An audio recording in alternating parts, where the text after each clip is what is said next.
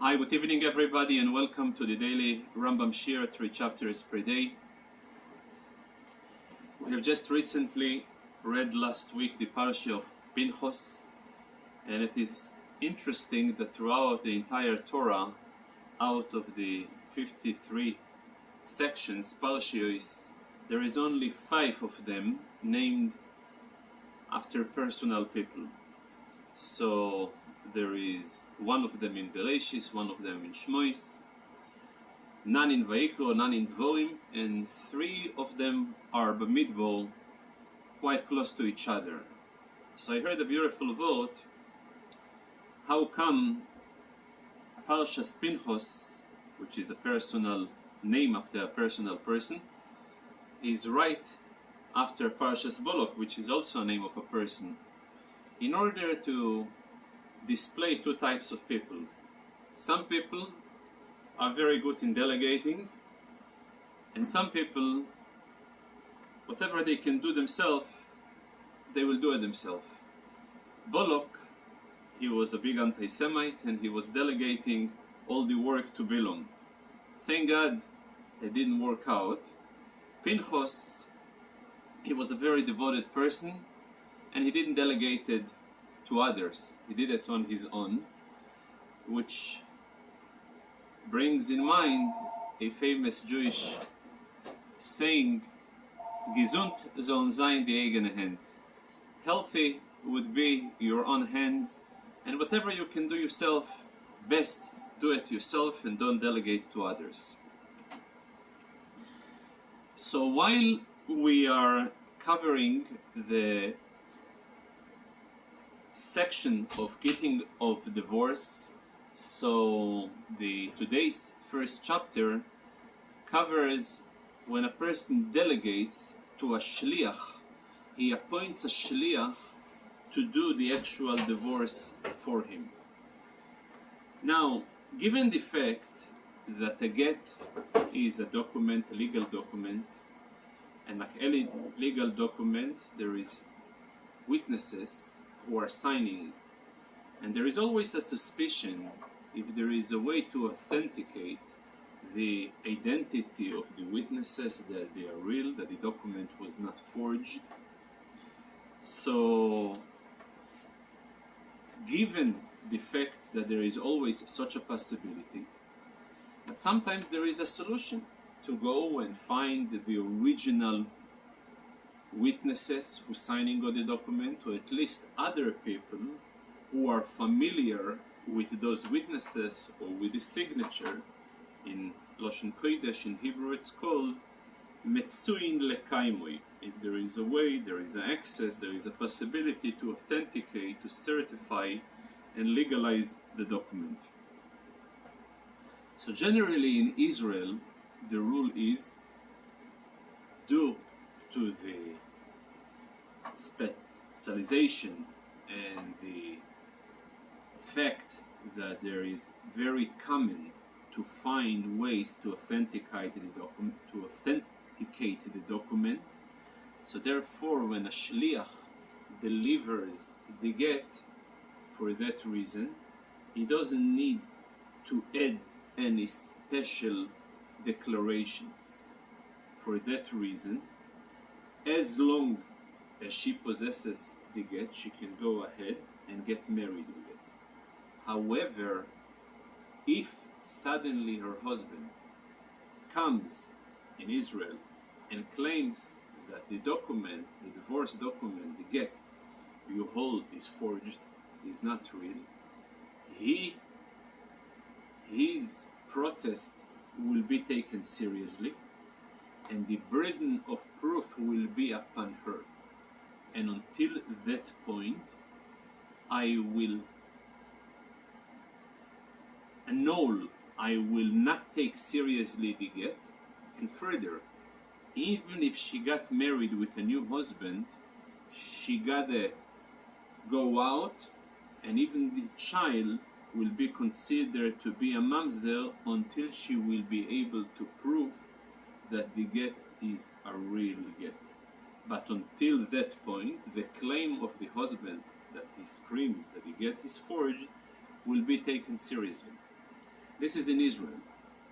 However, when a person brings as a delegate, as an agent, as a shliach, as an emissary from the husband, whether he brings it from chutz la'aretz, from the diaspora, from outside Israel to Israel, or from Israel to the diaspora, or in the diaspora from one country to another country, so he needs to declare the following sentence: Befonai nechtav ubefonai nechtam. The get was written and signed in front of me.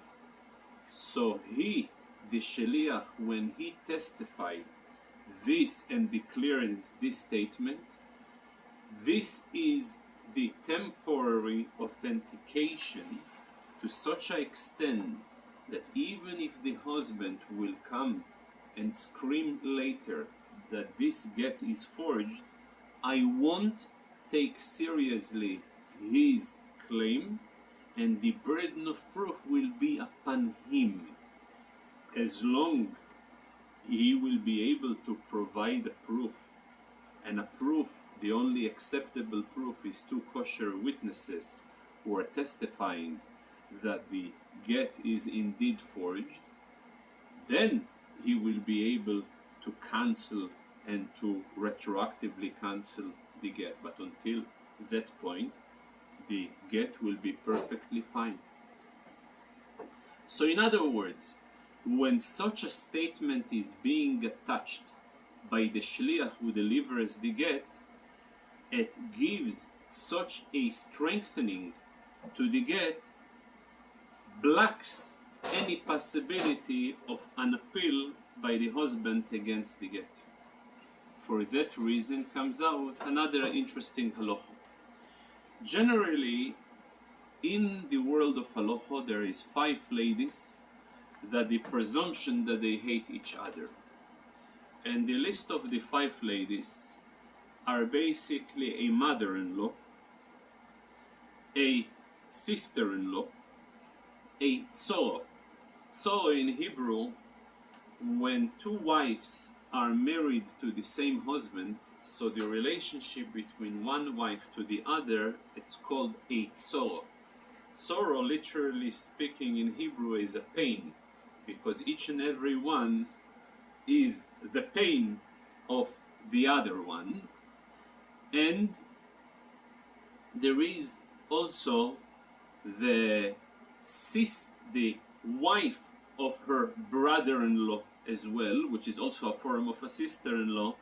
So therefore, typically ladies who hate each other, they are always suspected that whatever they do, they have evil intention in mind.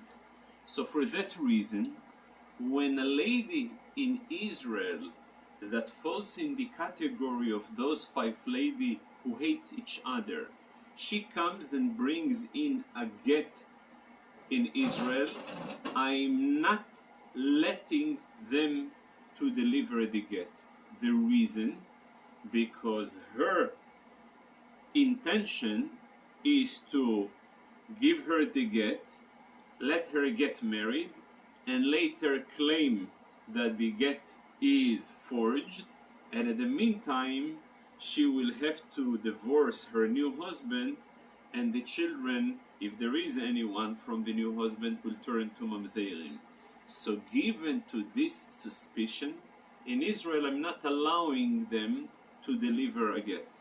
However, outside Israel, where the ruling that when a statement of befonai nechtav or befonai nechtam, it was written and signed in front of me, is being recited by the shaliach, so they are okay for them to deliver a get in Israel, because there is no way for the husband just to claim that the get is forged without any strong concrete proof. So this is one implication that is being derived from delivering a get via shliach, whether it is in Israel or whether the get is outside Israel. So in Israel, there is no need to declare befonai nechtam. Outside Israel, or a get that delivers from outside Israel to Israel, from Israel outside Israel, needs to be accompanied with this declaration.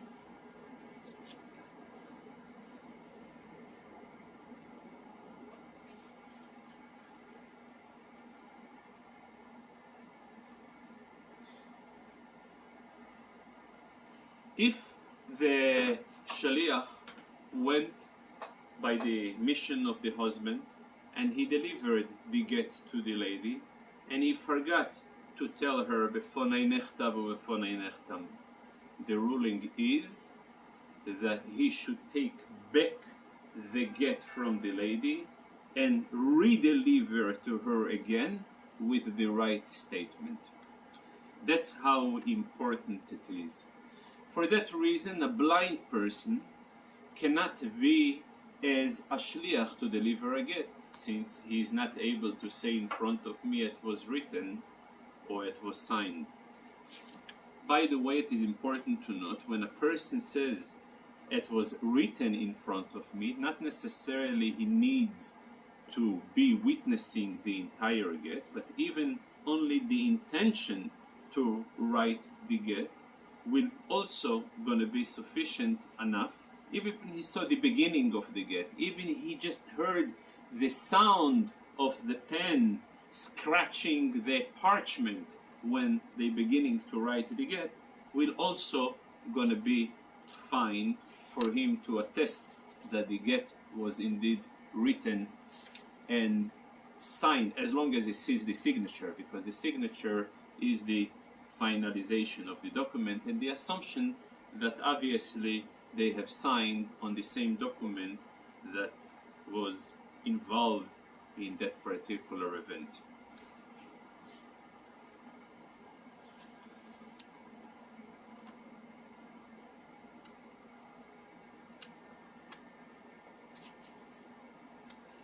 In the second chapter, we deal with a very interesting ruling that reminds me a very interesting story. Since you missed the story, I will say another one. Once upon a time, a couple that was about to mark their 50th anniversary, they called it the Golden Wedding, and they have invited the entire extended family, the children, the great-children, the great-grandchildren, the uncles, the cousins, the friends, everybody came. Very exciting moment. Not many people are managing to reach such an age with health. And while the music was playing and everybody is excited, the lady, noticing her husband, is pondering with thought. Something is wrong, everything, it should be the most exciting day in our life. Something bothers you? He says, no, nothing bothers you. I just remember something interesting. So he says, really? He says, I remember 50 years ago, I was hesitant. We met, we were dating, we were going out. I was hesitant whether I'm going to get married or not. And then your father, he was a real mujik. He came over to me and he gave me an offer I cannot refuse. He told me, or you're getting married with her, or you're going to go to jail for 50 years. And I just realized, had I been taking the second option, I would be free by now. So I remembered this story because basically the second chapter of today's Rambam deals, even when a person goes to this particular freedom or frees her from his cage, but he does it via conditions. We were introduced to conditions when we have covered the rules of marriage. Today we will be introduced to conditions where they come in a context of divorce. And there is three types of conditions that we will be covering today. There is one type of a condition where a person is triggering the process of divorce only after the fulfillment of the condition. In other words, a person can tell to a lady that after completion of 30 days you will be divorced, or after you will travel to that part, after you will give a certain amount to a certain person, then you're gonna be divorced. Then there is another type of condition where he is initiating the process of divorce right now. You are now divorced on the condition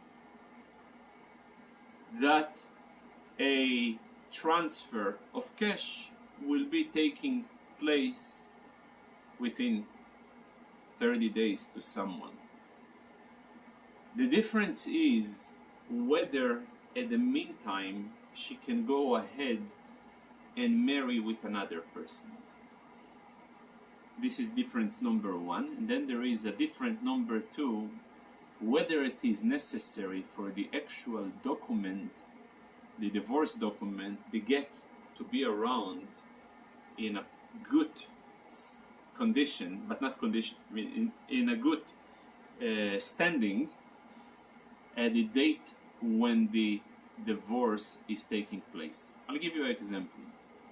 When a person tells to a lady that after 30 days you're gonna get divorced, after 30 days. So in the meantime she's not divorced. She's not allowed to marry another person. And when she will get divorced, it is very important that that particular document should be in proper standing, in proper condition, because otherwise the change of status, the divorce, won't be able to take place. However, if a person says you are divorced from now on the condition that you will have to pay me or someone else $200, then since the divorce is actually starting right now, the only thing that can happen if she won't do good on the condition, then retroactively the divorce will be cancelled. But if she actually made okay on the condition, no problem. So that's, and further than this, as I said, it's not necessarily for the document to be around in 30 days, because the process have started already when he said the word May Achshov, from now on. So it is very important to realize that there is two types of conditions. Conditions that also, the problem with conditions when it comes in context of divorce at interfering with another principle. One of the words that appearing in the original passage in the Torah, that from that particular text I'm deriving all the rules of divorce, is Sefer Krisus, a book of separation. Book of separation is an item that separates between him and her entirely. At the moment that some string, whether in the literal sense or in the configurative sense, still exists, so there is no total separation. So for that reason, any type of a condition that interferes with a total separation may be problematic when it comes in a context of divorce. I'm just gonna name you a few. For example, if a person tells to his wife, I will marry you in the condition that you won't be able to marry a particular person for the rest of your life. You will be permitted to the entire world except that particular person for the entire life. By stating so, he is creating a blockage to the full separation. He can tell her, well, I'm giving you for 50 years, you won't be able to marry with someone.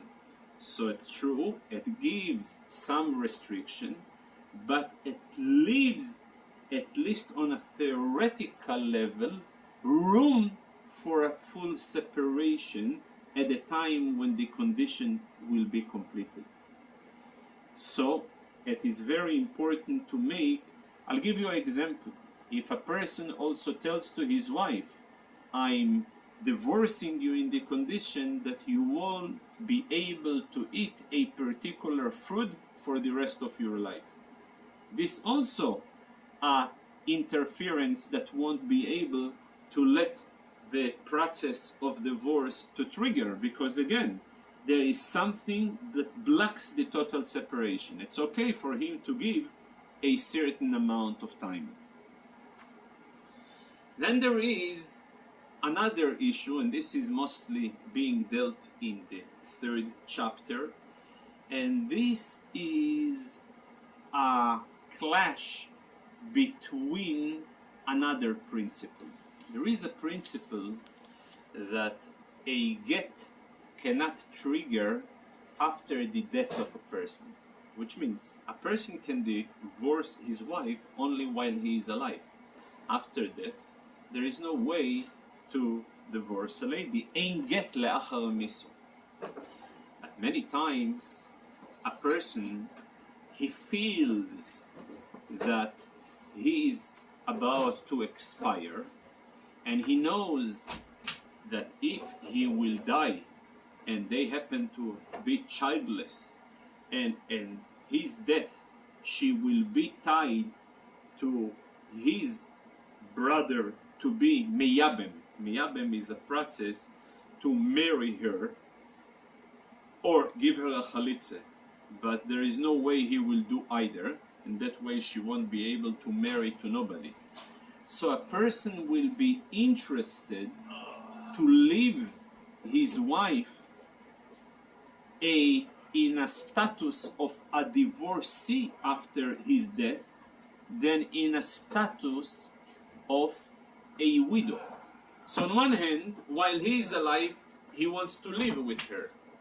But when he is dead, he would love to have her in a state of a divorcee. But there is a problem. There is no get after the death. So how can a person go around this dilemma? On one hand, he wants to do good for his wife. On the other hand, he cannot do it because in order to do it, he needs to die and he wants to live. So there is a few ways how to go around that dilemma. There is one dilemma that he tells her like this. There is one way that he goes around it by telling her, you are divorced from now on the condition that I not gonna be healthy from that particular disease that I am. Which means, if I'm not gonna be healthy, if I'm not gonna recover from that particular disease that I am, you are divorced from now. So, at the moment that he will die from that disease, she is considered to be divorced retroactively. Because the death is only a condition. She is divorced from now, but a fulfillment of the condition is his death. What if this is different cause? Different cause of death or different disease? He died from different disease. So if he died from a different disease, So she will not be considered a divorcee, she will be considered to be a widow, and then she will be tied to the brother-in-law for Ibum. There is another way to do it, a simpler way. In case I will die within a certain amount of time, you are divorced from now, which means you are divorced triggering right now on the condition that my death will occur within 30 days, 12 months, whatever the amount is. The problem is that given the fact that there is a possibility that he will die and retroactively they are already divorced, so they are not really allowed to live with each other until the expiration of this condition. So this is something to consider. There is another way where there is a suggestion for a person who is in a state of shchiv meram, in a very, very terrible health condition, where he can make the following statement: that if I'm not gonna die from that particular disease, it's not gonna be a get. If I will die, it will be a get. And if I'm not gonna die, it's not gonna be a get. The reason why he needs to say those three statements, because first of all, we're learning something very interesting. A person should not start with a scenario that displays a very negative outcome. Shelo yiftach piv lepo onus. A person should not start verbalizing something very tragic, which may also cause an emotional stress on him. Then there is another requirement, as we have learned in the rules of marriage, that any condition must consist of two parts, the positive and negative. And we have learned that the positive must come before the negative. So for that reason, the first statement start with, although it starts with a negative, that he is not going to die, but nevertheless, he's starting with not a tragic event. The second statement is already a fulfillment of a proper condition that starts with a positive side and only then in a negative side. And then his death is basically the death and the divorce coming simultaneously. The rule is that there is no get post-death, but death and divorce, they can come together.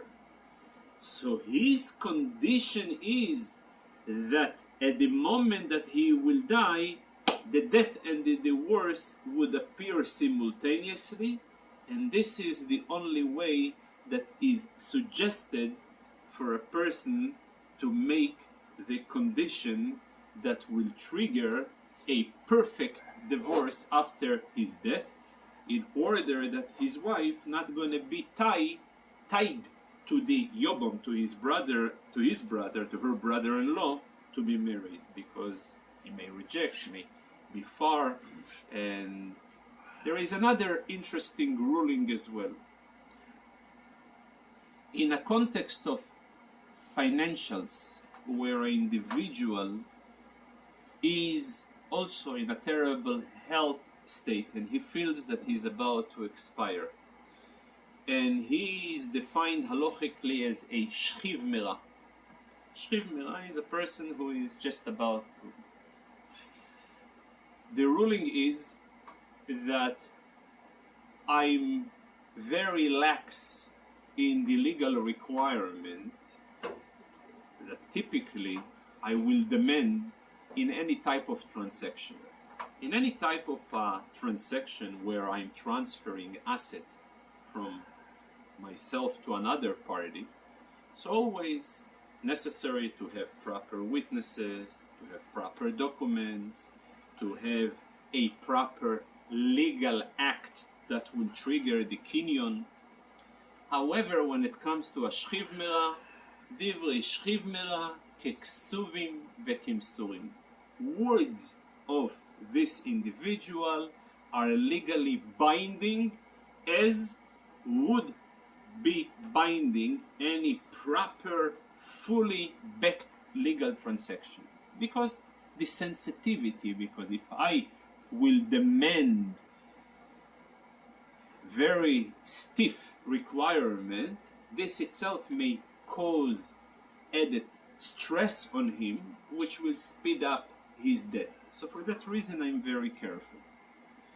Also, for that reason, if he recovered from his condition and he became healthy, so he is able to regret all the gifts that he was distributing when he was in a state of sickness. And the reason, because all the gifts of a shchiv mera, they are only on the condition, although it is not written, on the assumption that he will die. But given the fact he did not die, he is able to regret and reverse all his promises, all his gift, and also there is a third rule in a shchiv mera, that let's say he did not recover and he did die. So when legally all his gifts are taking effect, only post-death, only then he will be able to, only then his gifts are taking effect. Post-death, not after death. For that reason, if a person gave in a state of a shchiv mera, in a state while he is a shchiv mera, he gives a get, he won't be able, when he recovers, to reverse the get.